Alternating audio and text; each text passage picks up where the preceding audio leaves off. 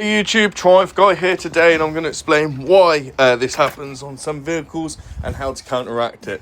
So the main reason this happens is that a lot of track end rods, especially or time rods for older vehicles, will have multiple applications, i.e. they won't just be for one vehicle, they may be for many, and so that they fit a plethora of vehicles rather than just the one, they will make them sort of a universal fit.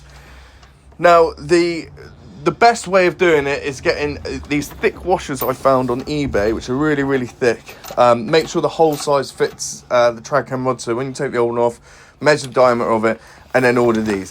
Try not to double stack the washers, okay? And also don't use copper washers. I used copper washers to start off with, just to get me out of a sticky situation whilst I waited for these to arrive. But then, yeah, as you can see, the split pin then will fit through. But please make sure you like and subscribe. Any questions, put in the comments section. And like I said, this is completely safe to do, providing that you put it up to the designated torque specifications in the owner's manual. See you on the next one.